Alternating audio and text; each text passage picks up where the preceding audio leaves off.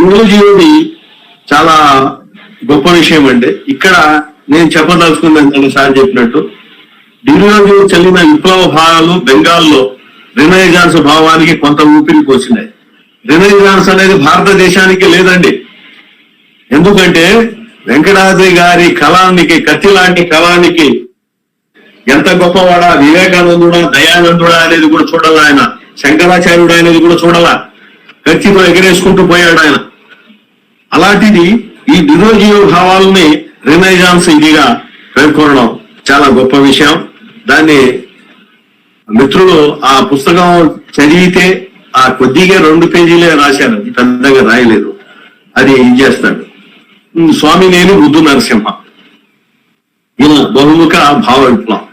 స్వామినేని ముద్దు నరసింహం ఈయన ఎవరయ్యా? ఈయన స్వామినేని ముద్దు నరసింహాన్ని, అలాగే మామిడి వెంకయ్య గారిని, వీళ్ళందరినీ వీళ్ళ చరిత్రలు బయటికి లాగి తీసింది వెంకటాద్రి మాస్టర్ గారు.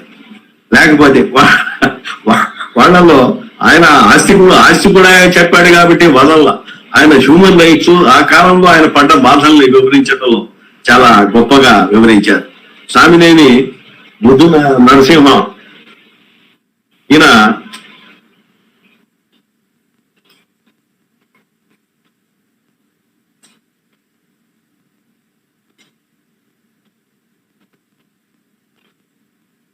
$1792 1856 వాడండి. ఎందుకు చెప్తున్నానంటే వెలమ, ఆది వెలమ కులంలో క్షత్రియుడు అయిన ఈయన భావాల్ని హితసూచిని అనే గ్రంథాన్ని తీసుకొని వెంకటాద్రి గారు ఈ మధ్యకాలంలో ఆయన గురించి సోదాహరణంగా లోపల దాకా పోయి రాశాడు. ఈయన రాసిని కూడా పిసి బ్రౌన్ దొరగారికి వీళ్ళ దీంట్లో లిస్ట్ లో వాడే చాలా విషయాలు చెప్పాడు. అయితే ఒక్క భౌతికవాదం తప్ప చాలా విషయాలు ఎటువంటి విషయాల్లో పోయాడనే దానికి చెప్తుంటాడు. ఈ మనకి తెలుగులో కనీసం మన కవిరాజు గారు కూడా వ్యవహారికంలో రాయకుండా గ్రాంధిక భాషలోనే రాశాడు. గ్రాంధిక భాషలో రాయడమే గొప్ప విషయంగా ఆ రోజుల్లో ఉంది కాబట్టి ఆయన కూడా రాశాడు. అంతకంటే ముందు నాటివాడు వీళ్ళు ఏం చెప్పాడు, దాంట్లో అర్థం కాని గ్రాంధిక భాషలో కాకుండా వ్యవహారిక భాషలోనే రాయడం అందరికి మంచిదంటాడు. 2500 సంవత్సరాల క్రితం బుద్ధుడు సంస్కృతాన్ని కాదని పాళీ భాషలో, ప్రజల భాషలో రాశాడు. విషయాన్ని రాస్తే అందరికీ అర్థమవుతుంది అనేది అది ఒక విషయం. పోతే అరసున్నాలోనే మనం చూస్తున్నాం. అరసున్నాలు రాసేటప్పుడు మనం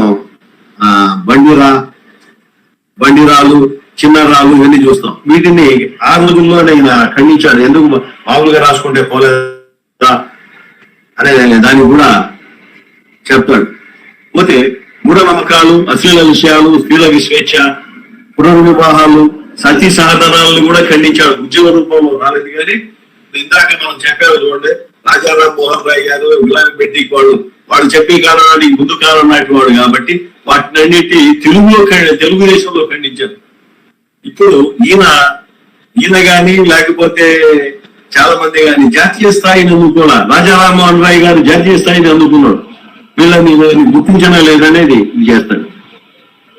మనుషులు జబ్బు చేసినప్పుడు శాస్త్రీయ వైద్యాన్ని ఆశ్రయించగలాలి గాని అన్నాడు ముద్దు నరసింహ. ఆయన స్వయంగా వైద్యుడు కూడా. సాధారణ రోగులకు ఔషధాలు వైద్యం చేయించుకునే విధానాన్ని ఆయన ఎడుమర్చి చెప్పాడు. మంత్రాల వల్ల తెగులు తగ్గవన్నాడు. తీరు మంత్రం, పాలు మంత్రం వల్ల విషం పెరుగుతుందనే మాట మూటకమని గట్టిగా చెప్పాడు.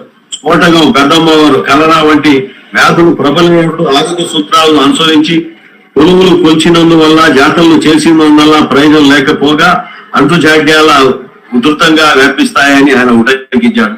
వైరాగులు అమాయకుల వద్దకు వచ్చి చేరి బంగారం తయారు చేసి ఇస్తామని ఆశ పెట్టి మోసం చేశారని, అలాంటి బంగారం చేయించే ఎత్తుగడలని, మోసాలని, మంత్రాలతో బంగారం చేయడం అసాధ్యమని, స్వర్ణముఖి విద్యతో శంకరాచార్యుడు బంగారం తయారు చేసేవాడని, అబద్ధమని, స్పర్శవేది అనే వస్తువులు లేవని, దానితో తాకిస్తే ఇల్లు బంగారం అవుతుందనే వదంతి మూఢనమ్మకమని స్వామినేని నిర్దూరంగా ఖండించాడు. జంతువుల భాషలు మాట్లాడతాయని వాటి భాషను నేర్చిన మనుషులు ఉన్నారని చెప్పే కథలన్నీ అబద్ధాలమని, పిశాచాలు, భూతాలు, దయ్యాలు అవి మనుషుల పురాణం అన్ని మోసపూరితమని కబుర్లని, పిండాలు పితరులకు చేరుతాయని పురోహితులు చెప్పే మాటల్లో పొట్టకూటి కోసం తప్ప వచనం వంచకాలని, చచ్చిన వారు పరలోకాలకు పోవడం గాని, ఆత్మలు దయ్యాలుగా మారడం గాని అబద్ధాలని అని ఈయన చాలా జ్యోతిషం, హస్త సాముద్రికం అంటే ఇవన్నీ దాదాపుగా 200 సంవత్సరాల పూర్వం నాటి ఆయన ఖండించడం గొప్ప విషయమని ఆయన చరిత్రని తీస్తాడు. అయితే ఇందులో ప్రధానంగా అభియోగం ఏంటంటే ఈయన హితసూచని చాలా రాసే నాటికి గడుగుడు రామ్మూర్తి లేకపోతే వీరేశలింగం వీళ్ళంతా ఉన్నారు. ఆ కాలంలో ఈయన్ని ఎక్కడ వాళ్ళ గ్రంథాలు ఎక్కడ కోట్ చేయలేదు. అది కోట్ చేయకపోవటం చరిత్ర ఆయన్ని మర్చింది. అది చరిత్రలో వీళ్ళందరినీ బయటికి రాకుండా తొక్కేసేసారు అనేది ఇందాక వివక్ష చూపాను చూసారా, ఆ వివక్షలో ఇట్లా జరిగింది అనేది చాలా పెద్ద ఇదే రాశారు.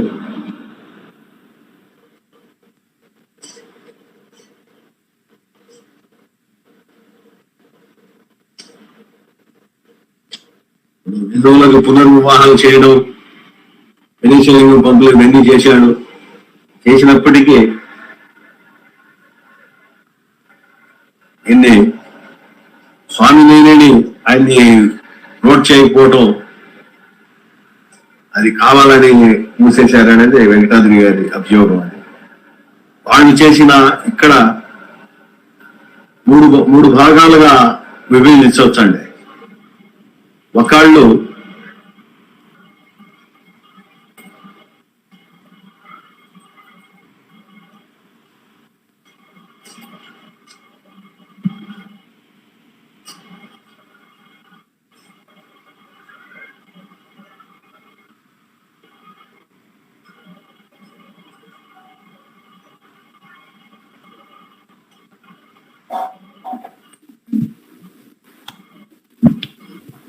స్వామినేని ముద్దుమేన నరసింహం మరణానంతరం పునర్వివాహ చట్టం చేయబడిందంట.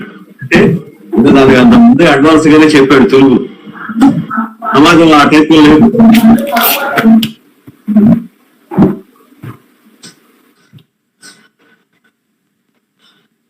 సరే సార్, అవి వాటి గురించి బాగా వివరంగా చదివితే చాలా లోపల విషయాలు ఉన్నాయి. పోతే జ్యోతిబా పూలే గారి గురించి అవి ముగిచేస్తాను షార్ట్ కట్ లో.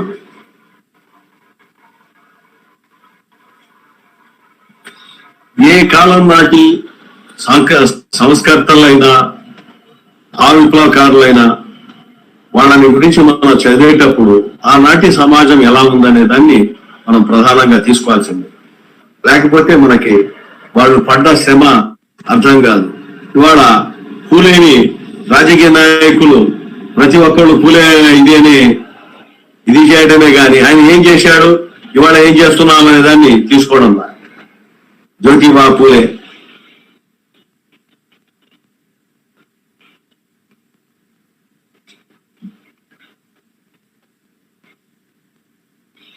భారతీయ మేధావి వర్గం మీద ప్రచురించిన పాశ్చాత్య నాగరికత ప్రభావం 19వ శతాబ్ది మధ్యకల్లా కొందరిలో అనుకూలతను మరి కొందరిలో ప్రతికూలతను కలిగించింది. అనుకూలంగా స్పందించిన వారు ఆత్మ పరిశీలన చేసుకున్నారు. చారిత్రక పరిశోధన, హేతువాదం, శాస్త్రీయ విమర్శల్లో చొరవ చూపారు. సంస్కరణ పట్ల, సామాజిక సాంస్కృతిక పునర్నిర్మాణం పట్ల ఆసక్తిని ప్రదర్శించారు. సమాజగతిని మార్చాలనే ధోరణి సంఘ సంస్కర్తలు బయలుదేరారు.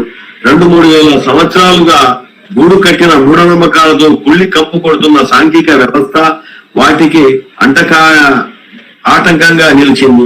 తరతరాలుగా వేళ్లూరుకుని కుల వ్యవస్థ, ఆచార సాంప్రదాయాలు అడ్డులు ఓడలుగా నిలిచాయి. అయినా నూతన భావాలు కలిగిన ఉత్సాహం, పాశ్చాత్యుల విజయాలు వారిలో అచంచల ధైర్యాన్ని నింపాయి.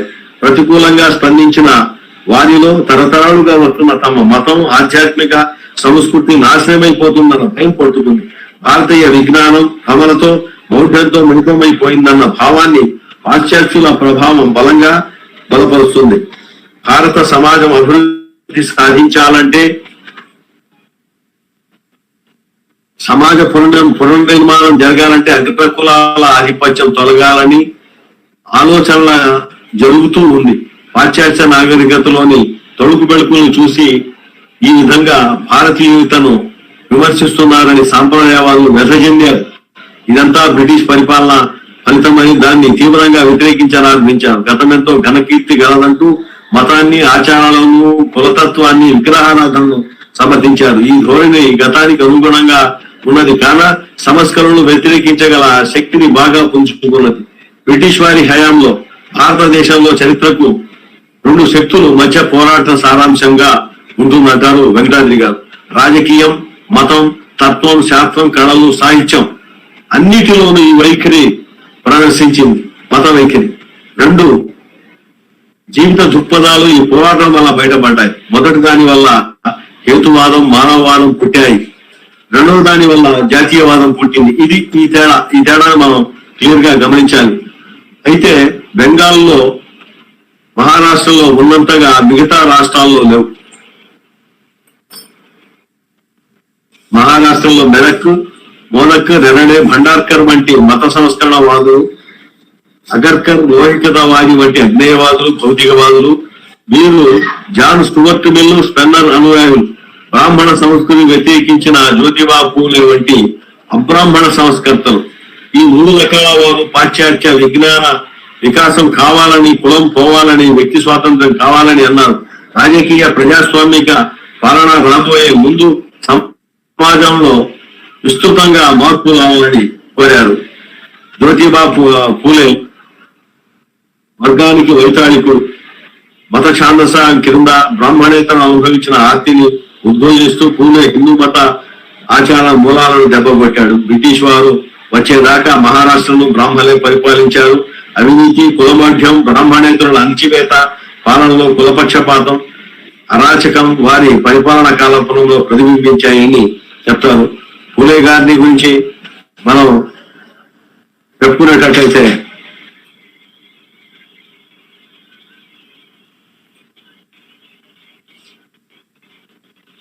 ఆయన ఒక సామాన్య కుటుంబంలో పుట్టాడు.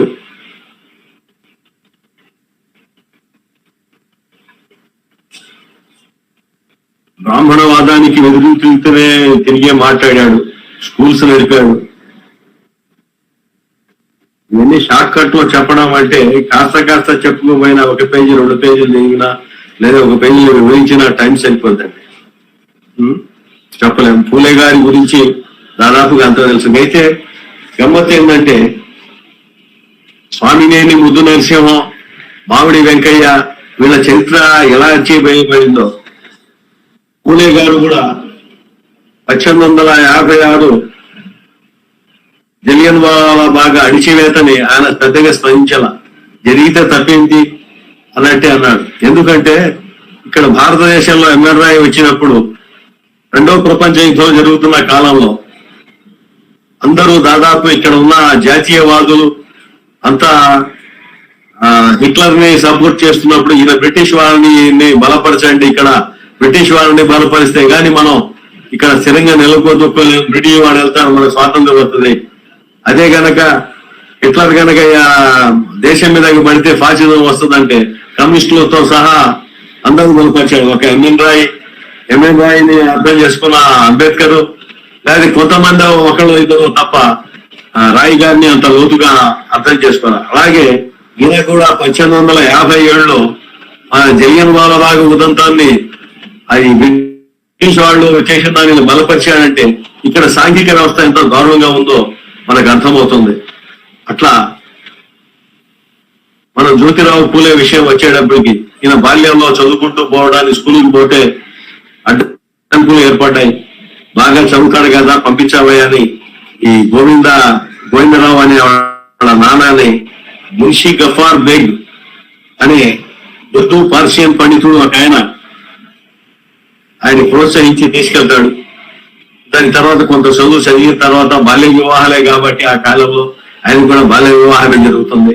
బాల్య వివాహాలు జరిగిన తర్వాత సావిత్రిబాయి పూలే ఆయనతోటి ఈయన ఈ చెప్పే మాటలు ఇవన్నీ వింటుంటే బ్రాహ్మణులు కొంతమంది చేరి ఇతన్ని గోవిందరావుని మామూలుగా వాడు ఇట్లాంటి ఎన్ని రాస్తున్నాడు, ఇంత కాదయా నేను ఆపితేనే లాభం లేదు, తప్పుతుంది అనేటప్పటికీ మొదట చదువు చెప్పించడానికి ఎంతో వాళ్ళ మేనత ఏది జ్యోతిరావు పూలే మేనత లేదా మున్షి గఫార్ బేగ్ లాంటి ఉపాధ్యాయుడు చెప్పబట్టి చెప్పించాడు. తర్వాత ఈయన కొంచెం ఇంటి నుంచి బయటికి నెట్టేస్తాడు తండ్రి. నెట్టేసిన తర్వాత ఆయన మళ్ళా గఫార్ బేగే ఈయన తీసుకెళ్లి ఉస్మాన్ షేక్ అనే అతని దగ్గరికి తీసుకెళ్లి ఇతన్ని పరిచయం చేస్తాడు. ఉస్మాన్ షేక్ అంటే ఇతను స్నేహితుడు కూడా జ్యోతిరావు పూలేకి. అతను ఏంటంటే కొంత ఇల్లు ఇచ్చి భార్య భర్తకి సహకరించి కొంత స్కూల్ నడుపుకోవడానికి చేయడానికి ఫాతిమా షేక్ అనే ఆమె సపర్యలు ఉంచుతాడు. ఈ ఫాతిమా షేక్ కూడా కొంత చదువుకున్న ఆమె. ఆ కాలంలోనే ఉర్దూ కొంత ఈ పర్షియన్ ఈ భాషలు కొంత చదివి ఉంది. ఇంగ్లీష్ మీద ఇది ఎక్కువ, ఇంగ్లీషు మరాఠీ కూడా నేర్చుకోవటం నేను వీళ్ళతోటి స్కూళ్ళు నడుపుతాను.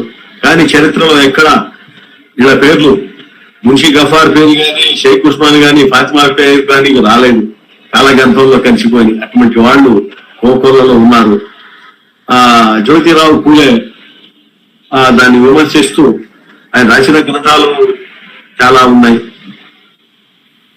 అందులో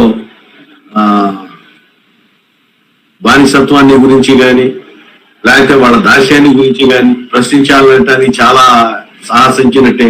వాస్తవంగా పూలే గారి గురించి కూడా అంబేద్కర్ ఆయన శిష్యుడిగా చెప్పుకుంటారు. అంబేద్కర్ అది తర్వాత కాలంలో అది చాలా గొప్ప విషయం. ఇక్కడ పూలే గారిని ఒక విషయమే చెప్పి దాస్యం అనే పుస్తకంలో బ్రాహ్మణ హోదా అవన్నీ రాశాడు, చదవండి.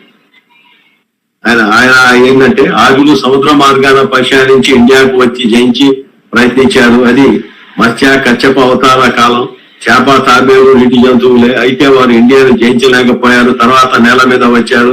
అది వరాహ నరసింహ అవతారం అని అంటాడు. వాముడి కాలం నుంచి పూర్తి విజయం అయింది. తర్వాత పరశురామ అవతార కాలంలో శత్రువులందరినీ మూకముడిగా సంహరించి తమ పాలన సిద్ధం చేసుకున్నారు. తర్వాత దేవతలు రాక్షసులు అంటూ కట్టుకథలు కల్పించి బ్రాహ్మణులు బానిస ఆచారాలను ప్రవేశపెట్టారు. పురాణ కథలన్నీ మోసం, వంచన, జిత్తులు వీటితో కూడుకున్నాయి. కులాధిపత్యం, అస్పృశ్యత గురించి భావాల గురించి బ్రాహ్మణులు ఇచ్చరమెట్ల విభజన ద్వారా సమాజాన్ని చీల్చి తమ మైనారిటీ ఆధిపత్యాన్ని స్థిరపరుచుకొని మెజారిటీ సమాజంపై పెత్తనం చెలాయించారు. దీన్ని వ్యతిరేకించిన వారిని అస్పృశ్యులుగా బహిష్కరించారు అంటాడు ఈయన జ్యోతిరావు పూలే గారు.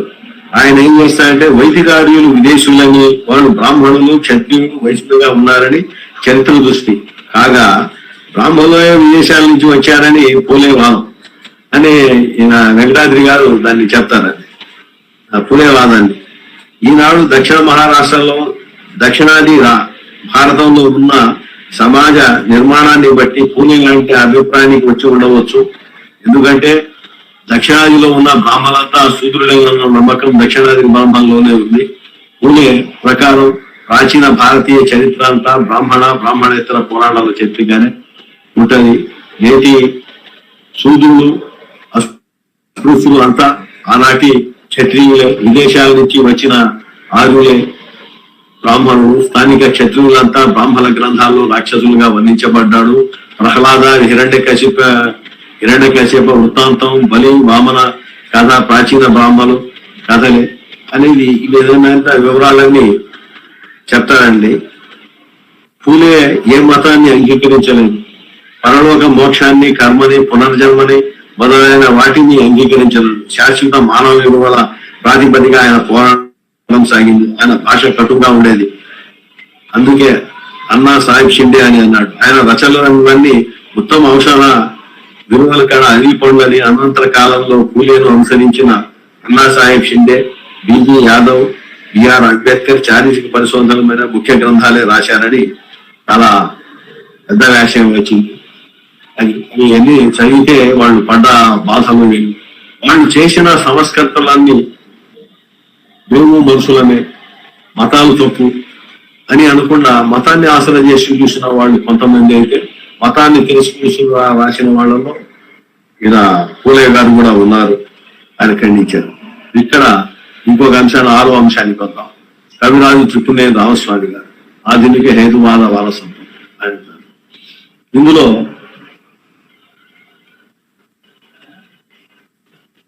ఈ కవిరాజు గారు ఆ గురువు గారికి గురువు గారు, మా గురువు గారు అంటే ఇప్పుడు వెంకటాజీ మాస్టర్ గారు అని చెప్పి అందరికి తెలిసిన విషయం. ఆయనకి గురువు ఏది చుట్టూంది రామస్వామి గారు. ఈయన ఎట్లా అంటే ఈయన మారడానికే కారణం, వెంకటాజీ గారు మారడానికే కారణం ఈయన. అయితే కవిరాజు గారు వెంకటాద్రి గారి స్థాయి కాదు. వెంకటాద్రి గారి స్థాయి హ్యూమనిజం, రేషనలిజం, హ్యూమనిజం, అంతర్జాతీయ మానవవాదం. ఈయన గొప్ప విషయాలు ఏంటంటే ఆయన సంస్కర్తలందరూ బ్రాహ్మణ సంస్కరణ గిడుగుడు రామమూర్తి గానండి, లేకపోతే గురజాడ అప్పారావు గారు కానివ్వండి, వీళ్ళంతా ఏం చేశారంటే మతాలని ఖండించిన, మతాచారాన్ని ఖండించిన ఆ మతంలోనే ఇంకో గ్రంథాన్ని ప్రమాణంగా తీసుకున్నారు. ఇక్కడ జాగ్రత్తగా గమనించండి ఈ మాటని. అలాగే రాజా రామ్మోహన్ రాయ్ గారు సంస్కరణ చేపట్టాడు. ఆయన ఖండించిన ఇంకో మతంలోని ఇంకొక దాన్ని తీసుకొని దాంట్లో ఇది లేదు కాబట్టి ఇది తప్పు అన్న. రామస్వామి గారు వచ్చేటప్పటికి మనకేం కనిపిస్తారంటే మూలమట్టంగా అసలు మత గ్రంథాలనే ఖండించడం మొదలుపెట్టాడు. అది చాలా గొప్ప విషయం. ఇది భారతదేశ వ్యాప్తంగాను ఈయన కూడా జాతీయ స్థాయికి ఎదగనప్పటికీ జాతీయ స్థాయిగా గుర్తింపు రాలా.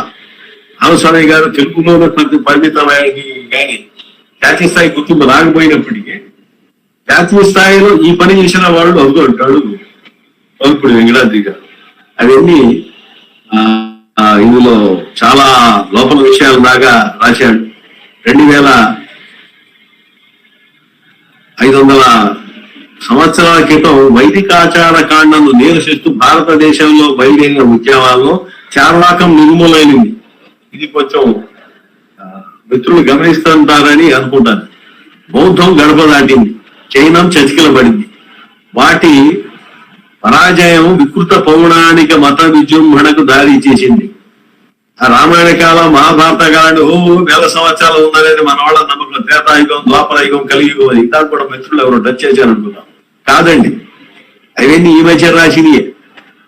దాంట్లో ఉన్న ఇవంతా ఈ మధ్యలో కాలంలో మనకి పురాతనమైన వైదికాచారాలను నిరసిస్తూ బయలుదేరిన చార్వాకం ప్రాచీనమైంది. 2500 సంవత్సరాలు బౌద్ధం ఉంది. ఈ రామాయణ భారతాలు ఇవన్నీ తర్వాత రాసుకున్నాయి. ఏది మనకి వీటి తర్వాత పౌరాణికాలు ఇవన్నీ తర్వాత వచ్చినాయి. బ్రాహ్మణాలు ఇవన్నీ కూర్చి రాసినాయి. ఇందాక చదివే గ్రంథాల్లో మనం ఒక్కోటిగా చదివేటట్టయితే ఇవి మొత్తం మనకి అర్థం అవుతాయి. రినైజాన్స్ కి బాట వేసిన వాడు. రినైజాన్స్ అంటే రినైజాన్స్ పదమే మనకి కొత్త ఉండదు చాలా మందికి. కొంతమంది మిత్రులకైతే తెలుసు. రినైజాన్స్ అంటే జ్ఞాన పునర్వికాసం అంటాడు. జ్ఞానం మళ్ళా పునర్వికాసం పొందడం ఏదంటే భావ పునర్వికాసం కూడా అంటాడు వెంకటాద్రి గారు. రినైజాన్స్ వచ్చే పీరియడ్ నాటికి భారతదేశంలో దాన్ని అడ్డుకున్నవాడు శంకరుడు అంటాడు. శంకరుడు తర్వాత ఎవరయ్యా అంటే వివేకానందుడు అంటాడు. అంటే ఇందాకనే నేను చెప్పాను, ఆయన కత్తి లాంటి కళానికి ఎవరు ఎదురేం కాదు. తప్పు అంటే తప్పు, రైట్ అంటే రైట్ అని చెప్పడం వెంకటాద్రి గారి హ్యూమనిజంలో చాలా ప్రధానమైంది. అంతేగాని వాళ్ళంతా పొగుడుతున్నారు కాబట్టి గొప్పవాడేమో అని దానికి వెనకాడడం, చెప్పదలుచుకున్నది రాసి పెట్టడం, చెప్పటమే ఆయన పని. వివేకానందుడిని కూడా ఖండిస్తుంటే కమ్యూనిస్టులు పొగుడుతుంటే వివేకానందుడిని కమ్యూనిస్టులు పొగుడుతున్నారు. ఈయన ఖండించాడు దాన్ని. పొగడకపోతే వాళ్ళు ఓట్లు కావు. ఈయనకు ఓట్లు అవసరం లేదు. వెంకటాద్రి గారికి ఓట్లు అవసరం లేదండి. అప్పుడు తప్పుగా చెప్పటం. ఎందుకంటే శంకరుడు ఇక్కడ రినైజాన్స్ కి వ్యతిరేకంగానే చేశాడు. అదే థ్రెడ్ కనుక బౌద్ధం, జైనం, చార్వాకం అవి కనుక భారతదేశంలో కంటిన్యూ అయ్యి ఉండేటంటే మరో గ్రీకు దేశంలో ఫిలాసఫీ అంతా పెరిగి ఉండేది. అంతా ఇది చేసేసారు. దాని ఖండన మండలం చేసిందంతా ఎవరు ఇక్కడ వైదికం లేదు. ఫిలాసఫీ చూసుకున్నా అద్వైతం అనండి, ద్వైతం అనండి, విశిష్టాద్వైతం ఇవన్నీ నాశనం నేల విడిచి సాగు చేసింది. కుల వ్యవస్థని, వర్ణ వ్యవస్థని, ఆచార సాంప్రదాయాలని గెడస కట్టి పెట్టి మనుషుల్ని భావనాశంలో ఉంచింది. అదే మనుషుల ఎడల అంటరాని వాళ్ళని, చూడరాని వాళ్ళని, శూద్రుల్ని చెవులు సీసం పోయాలని శిక్షలు విధించారు. ఇదే బ్రిటిష్ వాళ్ళు పరిపాలన ఈ దేశంలో రాకుండా ఉంటే, ఆ పిల్లరాజుగా ఈ దేశాన్ని పరిపాలించుకుంటే భారతదేశం ఇంకా ఆ శిక్షల అమలుపరుస్తూ దరిద్రంలో ఉండేది. ఇందాక నేను చెప్పాను, శారదా చట్టం ఒకటి, సతీ వ్యతిరేక చట్టం ఒకటి, బాల్య వివాహాలు ఒకటి. ఈ 3 చట్టాలు తెచ్చింది బ్రిటిష్ వాళ్లే. బ్రిటిష్ వాళ్ళకి భారతదేశ స్త్రీలు విలయం పెట్టికి ప్రత్యేకంగా రుణపడి ఉన్నారు అనేది మానవ విలువలు అందులో ఉన్నాయి అనేది వెంకటాద్రి గారు గట్టిగా చెప్తారు. ఇక్కడ ఇందాక నేను ఖండిస్తూ వెంకటాద్రి గారు ఇద్దరు కూడా ఖండించాడు. అది స్వామి వివేకానంద ఎక్కడ పోయాడు? అక్కడ పోయి ఇక్కడ గొప్పతనాన్ని, అంత హిందూ మతం గొప్పతనం ఎక్కువ, క్రైస్తవం తక్కువ అని చెప్పాడు. మతాన్ని ఖండించాలి ఆయన. ఆ పని చేసింది ఇందులో మనకి కవిరాజు త్రిపుణ్య రామస్వామి గారు కనిపిస్తారు. ఆయన పుస్తకాలు ఇందులో వాళ్ళు క్లియర్ గా ఉన్నాయి. సూత పురాణం ఇవన్నీ రాశాడు, చాలా రాశాడు. సూత పురాణం నేను 2 వాక్యాలు చెప్పాను, చాలా హాస్యంగా ఉంటది. దాన్ని వచనంలోకి మార్చారు. ఆయన వి రామకృష్ణ గారి మార్చి 2 పుస్తకాలు సూత పురాణం తెచ్చి చదివిన్నాను. ఆయన ఖండాలను కూడా చాలా బాగుంటది. మధ్య హాస్య రసం ఏది కవిరాజు త్రిపుణ్యం గారు. వెంకటాద్రి గారు వీళ్ళ గురించి బాగా లోపల దాకా పోయి రాశారు, అన్ని విషయాలు రాశారు. ఎన్ని చదవాల్సిందే కానీ ఎన్ని మనం ఒక గంటలోనో ఇంకెన్ని చెప్పే ఒక్కోళ్ళ గురించి చెప్తేనే ఒక గంట పెట్టేటట్టుంది. గంటలో కూడా బాబు గారు 1:30 అయింది సార్. బాబు గారు 1:30 అయింది. చాలా టైం ఇచ్చారు. అవునవును, అవి 6 కంప్లీట్ చేయాలా, చేస్తాను. ఏదో ప్రశ్నలు వాటికి చెప్పుకుందాం. గంటన్నర తీసుకున్నారు. సరే సార్ తీసుకున్నారు, తక్కువ చేయండి. అయితే ఇక్కడ మనకి రినైజాన్స్ వీటి మీద హేతువాద మార్గాన్ని యూరోపియన్ రినైజాన్స్ అంటే భావ పునర్వికాసం అన్నాను కదా. యూరోపియన్ రినైజాన్స్ ఏమి చేసిందంటే బైబిల్ని, క్రైస్తవాన్ని మన్నించలేదు. రినైజాన్స్ అని మనం ఎక్కడ అంటున్నాడు చెప్పాలండి. చెప్పకపోతే ఏమీ తెలియదు, చెప్పాల్సిందే, ప్రశ్నలు రావాల్సిందే, తప్పదు. ఇక్కడ 2 నిమిషాలు తీసుకుంటానండి, 30 నిమిషాల్లో ముగిచేస్తానండి. రినైజాన్స్ మనకి ఏమైంది? ఇక్కడ గ్రీకులో పుట్టిన విజ్ఞానం అరబ్బులకు చేరి, అరబ్బుల్లో కొంత సేవ తీర్చి, ఆ విజ్ఞానం యూరోప్కి చేరి సైన్స్ పుట్టి అక్కడ రినైజాన్స్ స్టార్ట్ అయింది. కోపర్నికస్, కెప్లర్, గెలీలియో, బ్రూనో వీళ్ళు తయారయ్యారు. అక్కడ ఆధునిక రినైజాన్స్ స్టార్ట్ అయింది. 2వ రినైజాన్స్ కూడా అక్కడ. మనకేమైంది? సప్రెస్ చేయబడింది. సప్రెస్ చేయబడటానికి 8వ శతాబ్దంలో శంకరుడు, ఆధునిక యుగంలో వివేకానందుడు, ఇటువంటి వాళ్లే కారణం. దయానంద సరస్వతి చెప్తే వేదాల దాకా వెనక్కెళ్ళాలంటే కాదు, అవసరం లేదు, స్మృతుల దాకా వెనక్కెళ్ళాలని దాన్ని ఖండించిన వాళ్ళు. ఆ ఖండన మండలంలో చేసిన వాడు స్వామి ఈయన Kaviraju Tripunya Ramaswamy. European renaissance Bible, క్రైస్తవాన్ని మన్నించలేదు. బైబిల్ కు మంత్రసూత్రాలు విరుద్ధంగా ఉన్నవి కదా అని ప్రకృతి సత్యాలు వివరించడానికి ఆధునిక విజ్ఞాన శాస్త్రం భయపడలేదు, వెనకాడలేదు. సత్యం కోసం శాస్త్రజ్ఞులు ఎందరో అవమానాలు భరించారు, హింసను అనుభవించారు, కొందరు ప్రాణాలు సైతం అర్పించారు. అంటే మతాల పునాదుల్ని బద్దలు కొట్టకుండా వట్టి సైన్స్ బోధించడం వల్ల అనుకున్నంత ప్రయోజనం సిద్ధించదు అంటాడు వెంకటాద్రి గారు. వట్టి సైన్స్ చదువుకున్న మతవాదులు మత సంస్కార ప్రభావం వల్ల వేలాది సంవత్సరాల నాటి అసంబద్ధ మత సూత్రాలను సమర్థించడానికి ఈనాటి సైన్స్ యొక్క తాత్విక ఫలితాలను వెక్కిరిసి చూస్తున్నారు. ఇక్కడ ఒకటి చెప్తాను. శూన్యం నుంచి సృష్టి జరిగింది. In the being the was nothing, being was nothing అనే మత సూత్రం శూన్యం నుంచి సృష్టి జరగలేదు. Nothing come out of nothing అనే సైన్స్ సూత్రం ఒక చోట ఇవ్వడు. బేసబైన దాన్ని త్రోసివేయనదే సబబైన దాన్ని కోరుకోవడం ఎలా? అందులో హేతువాదంలో ముందుగా మత పునాదుల్ని బ్రద్దలు చేయాలి. ఆ పని కవిరాజు టిప్పని రామస్వామి చేశారు. తమాషా ఏమంటే అఖిల భారత అవసరమైన ఆ ఉద్యమం కూడా అఖిల భారత స్థాయిని అందుకోలేదు. దక్షిణాదికి చెందిన ఉద్యమించిన కొంతమంది ఉత్తరాదిన అసలు ప్రారంభం కానే లేదు. దక్షిణాదిలో టిప్పునేని రామస్వామి, గోవింద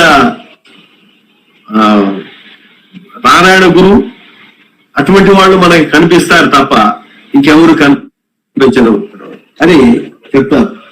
యాంటీ ఉత్తరాది యాంటీ హిందీ ఉద్యమాన్ని 1940 దశకంలో ద్రవిడ జాతీయ ఉద్యమంగా ఆయన శిష్యవర్గం, ఎవరు పెరియార్ శిష్యవర్గం, రాజకీయాలు చేపట్టిన తర్వాత తన సాంఘిక స్వభావాన్ని కోల్పోయింది. అందులో కవిరాజు 1943లో మరణించడం వల్ల ఆయన కృషిని గుర్తించలేదు. శంభుక వధ, కూలి, ఇవన్నీ ఈయన రాసిన గ్రంథాలు ఒక లిస్టే ఉన్నాయి. లిస్ట్ ఇక్కడ ఉన్నాయి, దాని గురించి వివరాలు కూడా ఉన్నాయి. అందువల్ల ఈయన వెంకటాద్రి గారు మారడానికి కారణం ఆయన రామభక్తుడైతే వెంకటాద్రి గారి గురించి చెప్పుకోవాలని, చెప్పకపోతే ఎట్లా అంత పెద్ద హ్యూమనిస్ట్ గా ఎట్లా పనిగా వెళ్ళాడనేది తెలియాలి కదా మనకి. ఈ కవిరాజు గారి శంభుక అదే కారణం. శంభుకుడు తపస్సు చేసుకుంటే రాముడు వల్ల శంభుడు తపస్సు చేసుకుంటే చదువుకోవడం హక్కు లేదు కాబట్టి సూర్యుడు తల్లరికాడు. రాముడు తల్లరికడానికి దేవుడయ్యే రాముడు అనే ప్రశ్న వెంకటాద్రికి వచ్చింది. వెంకటాద్రి గారు అప్పుడు ఆయన పాఠాలు చెప్తున్న పంతులు గారు చెప్తే అదేందగా రాముడు ఎందుకు నడుపుతాడని ధైర్యంగా అడిగాడు. ఈయన అవసరం అయితే వేటపాలెం లైబ్రరీలో ఉంది శంభుక వధ, ఇప్పుడు రామస్వామి గారు రాసింది చదువుకో అంటే ఆయన తెచ్చి చదివి ఆయన రాముడు దేవుడుగా ఎగిరిపోవడమే కాదు మతమే తప్పని మొత్తం ఎగిరిపోయింది. ఆయన మనకి వచ్చి హ్యూమనిస్ట్ దొరికారు. అదే వెంకటాద్రి గారి ఎన్ని పట్టించుకోకుండా ఏ శంకరాచార్యులు అయితే మనకేం ఉపయోగం ఉండేది, ఏ ఎన్టీ రామారావు అయితే మనకేం ఉపయోగం ఉండేది, ఉపయోగం ఉండేది కాదు. ఇవాళ భారతదేశమే కాదు ప్రపంచానికే హ్యూమనిజం మార్గం అనే దశ దాకా పోయింది. ఇవాళ ఈ కరోనాలు, ఈ ఆటం బాంబులు, ఇవాళ ఒక దేశాల మీద ఒక దేశం దాడి చేయడాలు, ఇజ్రాయెల్ పాలస్తీనాల మీద దాడి చేయడము, చంపడం, ఇవన్నీ ఏ ద్వేషంతో చేస్తున్నారంటారు. దానికి సరైన మందు హ్యూమనిజమే. ఆ హ్యూమనిజాన్ని ఎంఎన్ రాయ్ చెప్తే దాన్ని తెలుగులో మనకి చెప్పిన వాడు రావుపూడి వెంకటాద్రి గారు అంట. నిస్సందేహంగా ఆయన విషయం అది దాని మీద ఆయన రాసింది. అదొకటి. పోతే 7 సూర్యదేవర రాఘవయ్య గారి చౌదరి గారి దీని మీద రాశారు ఆయన.